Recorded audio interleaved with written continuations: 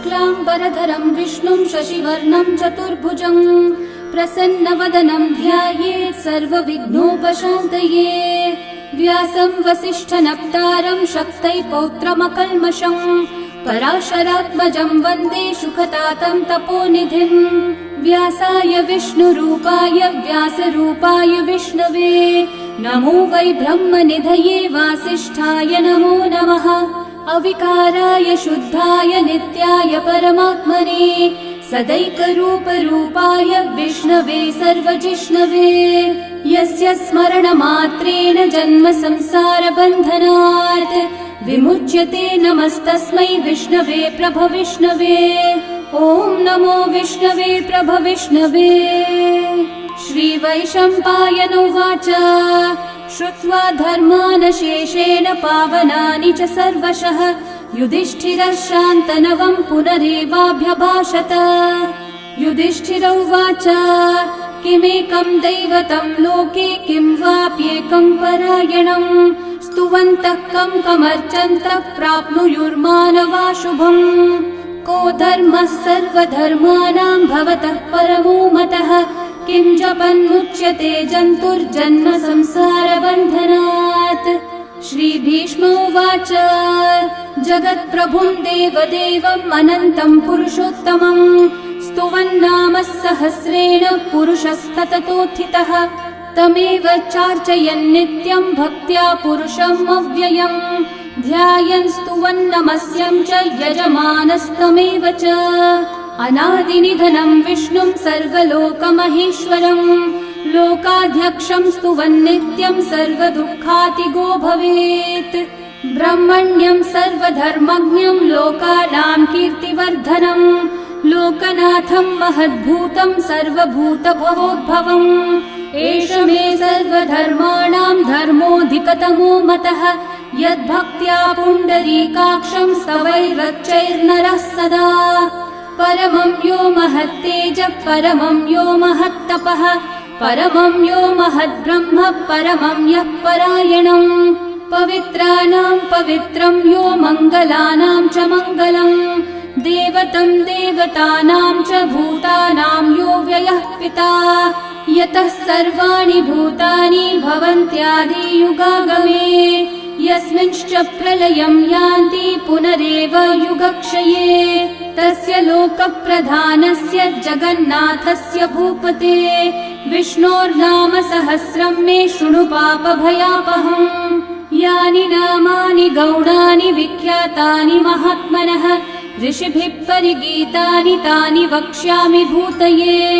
ऋषिर्नाम्नां सहस्रस्य वेदव्यासो महामुनिः छन्दोऽनुष्ठुप् तथा देवो भगवान् देवकीसुतः अमृतांशोद्भवो बीजं शक्तिर्देवकी नन्दनः त्रिसामा हृदयं तस्य शान्त्यर्थे विनियुज्यते। विष्णुं जिष्णुं महाविष्णुं प्रभविष्णुं महेश्वरम् अनेकरूपदैत्यान्तं नमामि पुरुषोत्तमम्।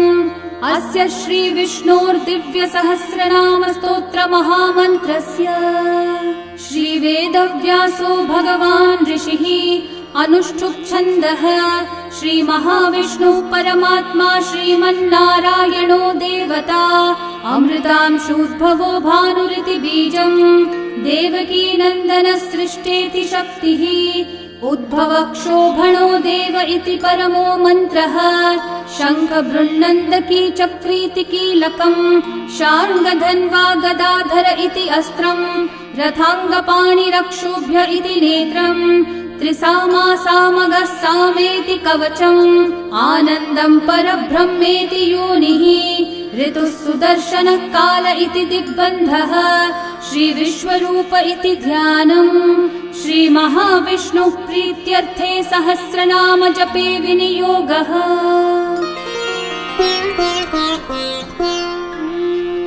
ध्यानम् क्षीरोधन्वत्प्रदेशे शुचिमणिविलसत्सैकते मौक्तिकानां माला क्लृप्तासनस्तस्फटिकमणिनिभैर्मौक्तिकैर्मण्डिताङ्गः शुभ्रैरभ्रैरतभ्रैरुपरि विरचितैर्मुक्तपीयूषवर्षैः आनन्देन पुनीयादरिनलिनगदा शङ्खपाणिर्मुकुन्दः बुःपादौ यस्य नाभिर्व्रियदसुरनिलश्चन्द्रसूर्यौ च नेत्रे कर्णावाशः शिरौ द्योर्मुखमपि दहनो यस्य वास्तेयमब्धिः अन्तस्थं यस्य विश्वं सुरनरखगो भोगि गन्धर्वदैत्यैः चित्रं रम्यते तं त्रिभुवन विपुषं विष्णुमीशं नमामि।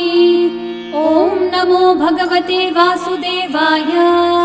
शान्ताकारं भुजगशयनं पद्मनाभं सुरेशं विश्वाधारं गगनसदृशं मेघवर्णं शुभाङ्गं लक्ष्मीकान्तं कमलनयनं योगिहृद्ध्यानगम्यं वन्दे विष्णुं भवभयहरं सर्वलोकैकनाथम्। मेघश्यामं पीतकौशेयवासं श्रीवत्साङ्कं कौस्तुभोद्भासिताङ्गं पुण्योपेतं पुण्डरीकायताक्षं विष्णुं वन्दे सर्वलोकैकनाथम्। नमः समस्तभूतानामादिभूताय भूभृते अनेकरूपरूपाय विष्णवे प्रभविष्णवे सशङ्खचक्रं सकिरीटकुण्डलं सपीतवस्त्रं सरसीरुहेक्षणं सहारवक्षस्थलशोभिकौस्तुभं नमामि विष्णुं शिरसा चतुर्भुजम्। छायायां पारिजातस्य हेमसिंहासनोपरि आसीनमम्बुदश्याममायताक्षम् अलङ्कृतम् चन्द्राननं चतुर्बाहुं श्रीवत्साङ्कितवक्षसं रुक्मिणी सत्यभामाभ्यां सहितं कृष्णमाश्रये। ॐ विश्वं विष्णुर्वषट्कारो भूतभव्यभवत्प्रभुः भूतकृद्भूतभृद्भावो भूतात्मा भूतभावनः भूतात्मा परमात्मा च मुक्तानां परमा गतिः अव्ययः पुरुषः साक्षी क्षेत्रज्ञोऽक्षर एव च योगो योगविदां नेता प्रधानः पुरुषेश्वरः नारसिंहः वपुः श्रीमान् केशवः पुरुषोत्तमः सर्वः शर्वः शिवस्थाणोर्भूतादिर्निधिरव्ययः सम्भवो भावनो भर्ता प्रभवः प्रभुरीश्वरः स्वयंभू शम्भुरादित्यः पुष्कराक्षो महास्वनः अनादिनिधनो धाता विधाता धातुरुत्तमः अप्रमेयो ऋषिकेशः पद्मनाभोऽमरः प्रभुः विश्वकर्मा मनुस्त्वष्टा स्थविष्ठस्थविरो ध्रुवः अग्राह्यः शाश्वतः कृष्णो लोहिताक्षः प्रतर्दनः प्रभुतस्त्रिककुब्धामः पवित्रं मङ्गलं परम् ईशानः प्राणदः प्राणो ज्येष्ठः श्रेष्ठः प्रजापतिः हिरण्यगर्भो भूगर्भो माधवो मधुसूदनः ईश्वरो विक्रमी धन्वी मेधावी विक्रमक्रमः अनुत्तमो दुराधर्षः कृतज्ञः कृतिरात्मवान् सुरेशः शरणं शर्म विश्वरेतः प्रजाभवः अहः संवत्सरो व्याळः प्रत्ययः सर्वदर्शनः अजः सर्वेश्वरः सिद्धिः सिद्धिः सर्वादिरच्युतः वृषा कपिरमेयात्मा सर्वयोगविनिःसृतः वसुर्वसुमना सत्यः समात्मा संमितः समः अमोघः पुण्डरीकाक्षो वृषकर्मा वृषाकृतिः रुद्रो बहुशिरा बभ्रुर्विश्वयोनिः शुचिश्रवाः अमृतः शाश्वतस्थाणोर्वरारोहो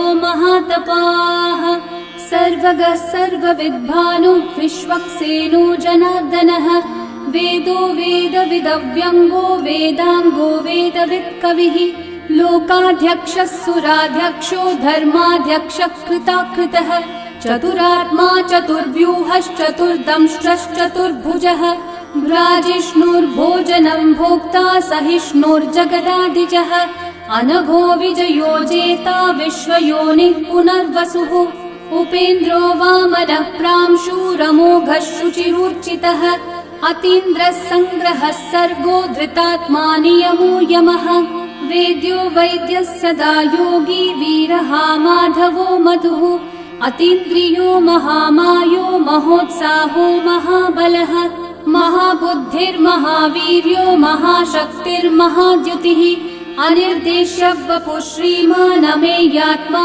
महाधृतक् महेश्वासो महीभर्ता श्रीनिवासः सतां गतिः अनिरुद्धः सुरानन्दो गोविन्दो गोविदाम्पतिः मरीचिर्दमनोहंसः सुपर्णो भुजगोत्तमः हिरण्यनाभः सुतपः पद्मनाभः प्रजापतिः अमृत्युः सर्वदृक्सिंहः सन्धाता सन्धिमान् स्थिरः अजो दुर्मशनः शास्ता विश्रुतात्मा सुरारिः गुरुर्गुरुतमो धामः सत्यः सत्यः पराक्रमः निमिषो निमिषस्रग्वी वाचस्पतिरुदारधीः अग्रणीर्ग्रामणी श्रीमान् न्यायो नेता समीरणः सहस्रमूर्धा विश्वात्मा सहस्राक्षः सहस्रपात् आवर्तनो निवृत्तात्मा संवृतः सम्प्रमर्दनः अहः संवर्तको वह्निरनिलो धरणीधरः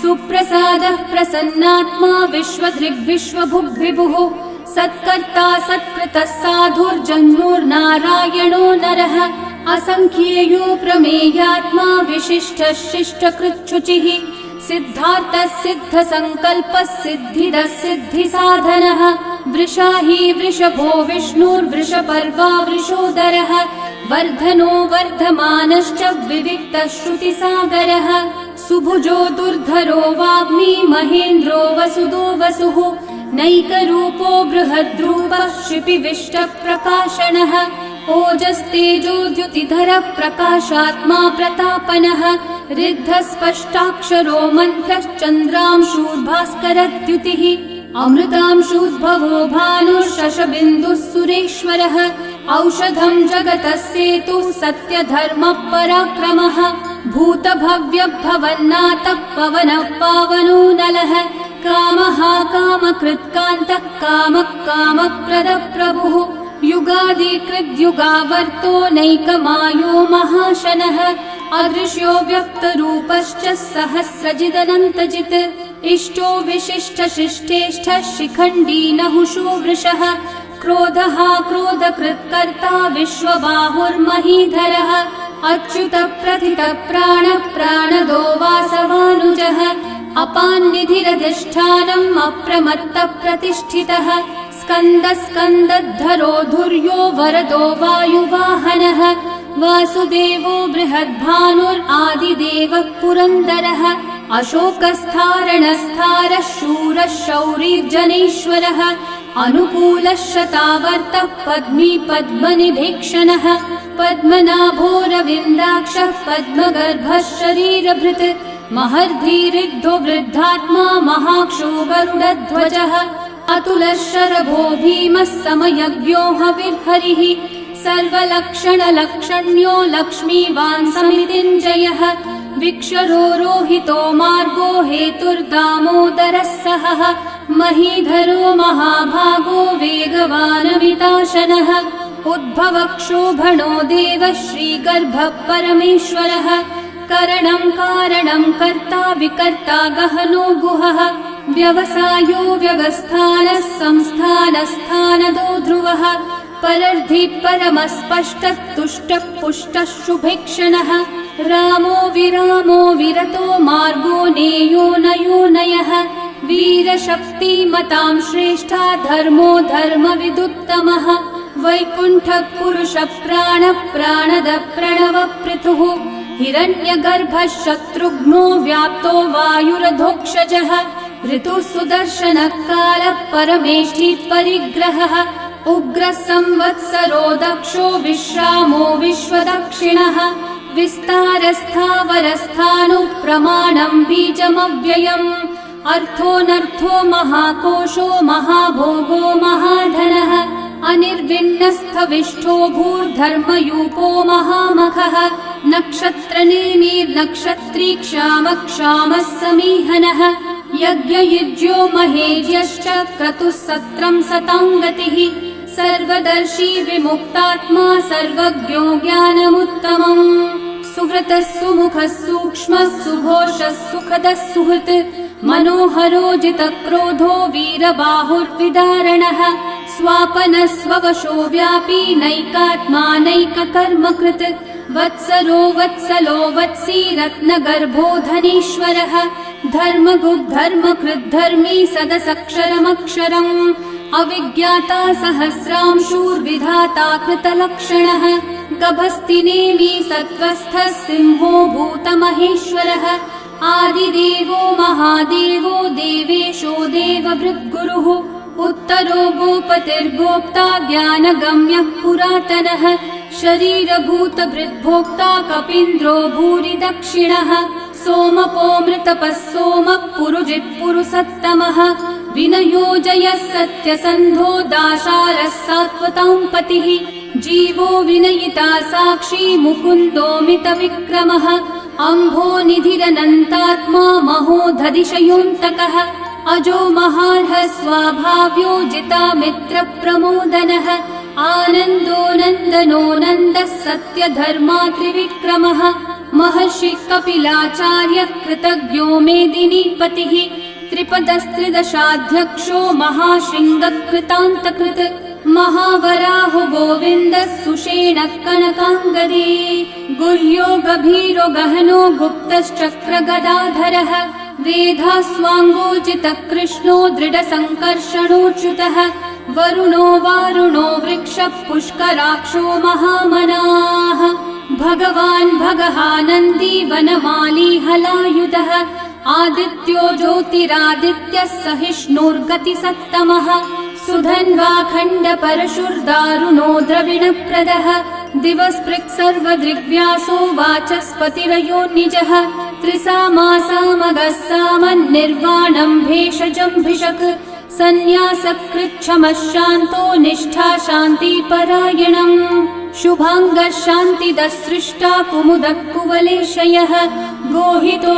गोपतिर्गोप्ता वृषभाक्षो वृषप्रियः अनिवर्ती निवृत्तात्मा संक्षेप्ताक्षेमकृच्छिवः श्रीवत्सवक्षा श्रीवासः श्रीपतिः श्रीमतांवरः श्रीधः श्रीशः श्रीनिवासः श्रीनिधिः श्रीविभावनः श्रीधरः श्रीकरः श्रेयः श्रीमान् लोकत्रयाश्रयः स्वक्षः स्वङ्गः शतानन्दो नन्दिर्ज्योतिर्गणेश्वरः विजितात्मा विधेयात्मा सत्कीर्तिश्चिन्न संशयः उदीर्णः सर्वतश्चक्षुरनीशः शाश्वतस्थिरः भूषयो भूषणो भूतिर्विशोकः शोकनाशनः अर्चिष्मान् अर्चितः कुम्भो विशुद्धात्मा विशोधनः अनिरुद्धो प्रतिरथः प्रद्युम्नोमितविक्रमः कालनेमी निहावीरः शौरी शूरजनेश्वरः त्रिलोकात्मा त्रिलोकेशः केशवः केशिहा हरिः कामदेवः कामपालः कामी कान्तः कृतागमः अनिर्देश्य वपुर्विष्णु वीरोऽनन्तो धनञ्जयः ब्रह्मण्यो ब्रह्मकृद् ब्रह्मा ब्रह्म ब्रह्मविवर्धनः ब्रह्मविद् ब्राह्मणो ब्रह्मी ब्रह्मज्ञो ब्राह्मणप्रियः महाकर्मो महाकर्मा महातेजा महोरगः महाक्रतुर्महायज्वा महायज्ञो महाहविः स्तव्यस्तव प्रियस्तोत्रं स्तुतिस्तोतारणप्रियः पूर्णपूरयिता पुण्यकीर्तिरणामयः मनोजवस्तीर्थकरो वसुरेता वसुप्रदः वसुप्रदो वासुदेवो वसुर्वसुमनाहविः सद्गति सत्कृति सत्ता सद्भूति सत्परायणः शूरसेनो यदुश्रेष्ठः सन्निवासः सुयामुनः भूता वासो वासुदेवः सर्वासु निलयो नलः दर्पः दर्पदो दृप्तो दुर्धरोऽथा पराजितः विश्वमूर्तिर्महामूर्तिर्दीप्तमूर्तिरमूर्तिमान् अनेकमूर्तिरव्यक्तः शतमूर्तिशताननः एकोनैकः स वः किं यतत्पदमनुत्तमम् लोकबन्धुर्लोकनाथो माधवो भक्तवत्सलः सुवर्णवर्णो हेमाङ्गो वराङ्गश्चन्दनाङ्गदे वीरः विषमः शून्यो घृताशीरशलश्चलः अमानी मानदो मान्यो लोकस्वामी त्रिलोकधृक् सुमेधा मेधजो धन्यः सत्यमेधाधराधरः तेजो वृषो द्युतिधरः सर्वशस्त्रभृतांवरः प्रग्रहो निग्रहो व्यग्रो नैकः शृङ्गो गदाग्रजः चतुर्मूर्तिश्चतुर्बाहुश्चतुर्व्यूहश्चतुर्गतिः चतुरात्मा चतुर्भावश्चतुर्वेदविदेकपात् समावर्तो निर्वृत्तात्मा दुर्जयो दुरतिक्रमः दुर्लभो दुर्गमो दुर्गो दुरावासो दुरारिहा शुभांगो लोकसारंगः सुतन्तुस्तन्तुवर्धनः इन्द्रकर्मा महाकर्मा कृतकर्मा कृतागमः उद्भवः सुन्दर सुन्दो रत्ननाभः सुलोचनः अर्को वाजः सनः शृङ्गी जयन्तः सर्वविजयी सुवर्णबिन्दु रक्षोभ्यः सर्ववागीश्वरेश्वरः महाहृदो महाकर्तो महाभूतो महानिधिः कुमुदः कुन्दरः कुन्दः पर्जन्यः पावनो निलः अमृताशोऽमृतवपुः सर्वज्ञः सर्वतोमुखः सुलभः सुव्रतः सिद्धः शत्रुजिच्छत्रुतापनः न्यग्रोधोदम्बरोऽश्वत्थश्चाणूरान्ध्रनिषूदनः सहस्रार्ची सप्तजिह्वा सप्तैधा सप्तवाहनः अमूर्तिरनघोचिन्त्यो भयकृद्भयनाशनः अनुर्बृहत्कृशस्थूलो गुणभृन्निर्गुणो महान् अधृतस्वधृतस्वास्य प्राग्वंशो वंशवर्धनः भारभृत्कथितो योगी योगीशः सर्वकामदः आश्रमश्रमणश्रामः सुपर्णो वायुवाहनः धनुर्धरो धनुर्वेदो दण्डो दमयिता दमः अपराजितः सर्वसहो नियन्ता नियमो यमः सत्त्ववान् सात्विकः सत्यः सत्यधर्मपरायणः अभिप्रायप्रियार्होर्हः प्रियकृत्प्रीतिवर्धनः विहाय स गतिर्ज्योतिः सुरचिर्हुतभुक् विभुः रविर्विरोचनः सूर्यः सविता रविलोचनः अनन्तो हुतभुग्भोक्ता सुखदो नैकजोऽग्रजः अनिर्विण्णः सदा मर्षि लोकाधिष्ठानमद्भुतः सनातनतमः कपिलः कपिरव्ययः स्वस्तिदः स्वस्तिकृत् स्वस्ति स्वस्ति भुक् स्वस्ति दक्षिणः अरौद्रः कुण्डली चक्री विक्रम यूर्जितशासनः शब्दातिगः शब्दसः शिशिरः शर्वरीकरः अक्रूरः पेशलो दक्षो दक्षिणः क्षमिनाम्बरः विद्वत्तमो वीतभयः पुण्यश्रवणकीर्तनः उत्तारणो दुष्कृतिः पुण्यो दुःस्वप्ननाशनः वीरः रक्षणः सन्तो जीवनः पर्यवस्थितः अनन्तरूपोऽनन्तश्रीर्जितमन्युर्भयापहः चतुर्रश्रो गभीरात्मा विदिशो व्यादिशो दिशः अनादिर्भूर्भुवो लक्ष्मी सुवीरो रुचिराङ्गदः जननो जनजन्मादि भीमो भीमपराक्रमः आधारनिलयो धाता पुष्पहास प्रजागरः ऊर्ध्वगः सत्पथाचारः प्राणदः प्रणवप्पणः प्रमाणं प्राणनिलयं प्राणभृत् प्राणजीवनः तत्त्वं तत्त्वविदेकात्मा जन्म मृत्युजरातिगः भूर्भुवः स्वस्तरुस्तारः सविता प्रपितामहः यज्ञो यज्ञपतिर्यज्वा यज्ञाङ्गो यज्ञवाहनः यज्ञभृद्यज्ञकृद्यज्ञी यज्ञभुग्यज्ञसाधनः यज्ञातकृद्यज्ञगुह्यामन्नमन्नादयेव च आत्मयोनिः स्वयं जातो वैखानः सामगायनः देवकीनन्दनः सृष्टा शितीशः पापनाशनः शङ्खबृन्नन्दकी चक्री शार्ङ्गधन्वा गदाधरः रथाङ्गपाणिरक्षोभ्यः सर्वप्रहरणायुधः सर्वप्रहरणायुध ॐ नम इति वनमाली गदी शार्ङ्गी शङ्खी चक्री च नन्दकी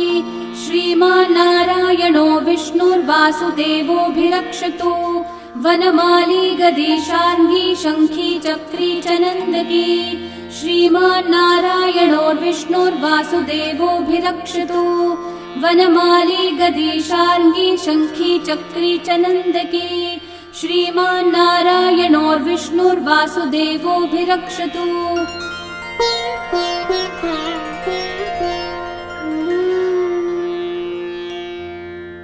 इतीदं कीर्तनीयस्य केशवस्य महात्मनः नाम्नां सहस्रं दिव्यानामशेषेण प्रकीर्तितम् य इदं शृणुयान् नित्यं यश्चापि परिकीर्तयेत् नाशुभं प्राप्नुयात् किञ्चित् सोमुत्रेह च मानवः वेदान्तगो ब्राह्मणः स्यात् क्षत्रियो विजयी भवेत् वैश्यो धनसमृद्धः स्यात्, शूद्रः सुखमवाप्नुयात्। धर्मार्थी प्राप्नुयात् धर्मम्, अर्थार्थी चार्थमाप्नुयात्। कामानवाप्नुयात् कामी, प्रजार्थी चाप्नुयात् प्रजाम्। भक्तिमान् यः सदोत्थाय, शुचिस्तद्गतमानसः, सहस्रं वासुदेवस्य नाम्नामेतत् प्रकीर्तये। यशः प्राप्नोति विपुलं, याति प्राधान्यमेव च। अचलां श्रियमाप्नोति, श्रेय प्राप्नोत्यनुत्तमम्। न भयं क्वचिदाप्नोति, वीर्यं तेजश्च विन्दति। भवत्यरोगो द्युतिमान्, बलरूपगुणान्वितः। रोगार्तो मुच्यते रोगात्, बद्धो मुच्येत बन्धनात्। भयान्मुच्येत भीतस्थो, मुच्येतापन्न आपदः। दुर्गान्यतितरत्याशु, पुरुषः पुरुषोत्तमम्। स्तुवन्नाम सहस्रेण, नित्यं भक्ति समन्वितः। वासुदेवाश्रयो मर्त्यो, वासुदेवपरायणः। सर्वपापविशुद्धात्मा, याति ब्रह्म सनातनम्। न वासुदेव भक्तानामशुभं विद्यते क्वचित्। जन्म मृत्यु जरा व्याधि, भयं नैवोपजायते। इमं स्तवमधीयानः, श्रद्धा भक्ति समन्वितः। युज्येतात्मसुखः शान्ति, श्रीधृति स्मृतिकीर्तिभिः। न क्रोधो न च मात्सर्यं, न लोभो नाशुभा मतिः। भवन्ति कृतपुण्यानां, भक्तानां पुरुषोत्तमे। द्यौस चन्द्रार्कनक्षत्राखं, दिशो भूर्महो दधिः। वासुदेवस्य वीर्येण विदतानि महात्मनः। ससुरासुरगन्धर्वं, स यक्षोरगराक्षसम्। जगद्वशे वर्ततेदं, कृष्णस्य सचराचरम्। इन्द्रियाणि मनोबुद्धिः, सत्त्वं तेजो बलं द्युतिः। वासुदेवात्मकन्याहुः, क्षेत्रं क्षेत्रज्ञ एव च। सर्वागमानामाचार प्रथमं परिकल्पते। आचार प्रभवो धर्मो, धर्मस्य प्रभुरच्युतः। ऋषयः पितरो देवा, महाभूतानि धातवः। जङ्गमाजङ्गमं चेदं, जगन्नारायणोद्भवम्। योगो ज्ञानं तथा साङ्ख्यं, विद्या शिल्पादिकर्म च। वेदाः शास्त्राणि विज्ञानम्, एतत् सर्वं जनार्दनात्। एको विष्णुर्महद्भूतं, पृथक् भूतान्यनेकशः। त्रिलोकान् व्याप्य भूतात्मा, भुङ्क्ते विश्वभुगव्ययः। इमं स्तवं भगवतो विष्णोर्व्यासेन कीर्तितम्। पठ्येद्य इच्छेत् पुरुषः, श्रेयः प्राप्तुं सुखानि च। विश्वेश्वरमजं देवं, जगतः प्रभुमव्ययम्। भजन्ति ये पुष्कराक्षं, न ते यान्ति पराभवम्। न ते यान्ति पराभवम्। ॐ नमः इति। अर्जुनोवाच पद्मपत्र विशालाक्ष पद्मनाभः सुरोत्तम भक्तानामनुरक्तानां त्राता भव जनार्दन।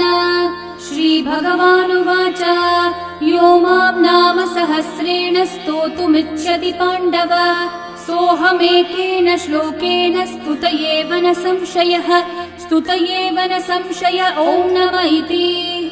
व्यास उवाच वासनाद् वासुदेवस्य वासितं भुवनत्रयम् सर्वभूतनिवासोऽसि वासुदेव नमोऽस्तुते। श्रीवासुदेव नमोऽस्तुत ॐ नमः इति।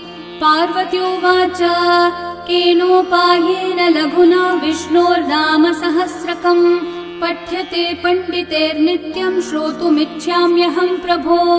ईश्वरोवाच श्रीराम राम रामेति रमे रामे मनोरमे सहस्रनाम तत्तुल्यं राम नाम वरानने। श्रीराम राम रामेति रमे रामे मनोरमे सहस्रनाम तत्तुल्यं राम नाम वरानने। श्रीराम राम रामेति रमे रामे मनोरमे सहस्रनाम तत्तुल्यं राम नाम वरानने। श्रीराम नाम वरानन ॐ नमः इति। ब्रह्म उवाच नमोऽस्त्वनन्ताय सहस्रमूर्तये सहस्रपादाक्षि शिरोरुबाहवे सहस्रनाम्ने पुरुषाय शाश्वते सहस्रकोटियुगधारिणे नमः। सहस्रकोटियुगधारिण ॐ नम इति। सञ्जय उवाच यत्र योगेश्वर कृष्णो यत्र पार्थो धनुर्धरः तत्र श्रीर्विजयो भूतिर्ध्रुवा नीतिर्मतिर्मम। श्रीभगवानुवाच अनन्याश्चिन्तयन्तो मा ये जनाः पर्युपासते तेषां नित्याभियुक्तानां योगक्षेमं वहाम्यहम्। परित्राणाय साधूनां विनाशाय च दुष्कृतां धर्म संस्थापनार्थाय सम्भवामि युगे युगे। आर्ता विषण्णा शिथिलाश्च भीता घोरेषु च व्याधिषु वर्तमानाः संकीर्त्य नारायण शब्दमात्रं विमुक्तदुःखा सुखिनो भवन्तु। कायेन वाचा मनसैन्द्रियैर्वा बुद्ध्यात्मना वा प्रकृते स्वभावात् करोमि यद्यत् सकलं परस्मै नारायणायेति समर्पयामि। श्री विष्णु सहस्रनाम स्तोत्रम् सम्पूर्णम्।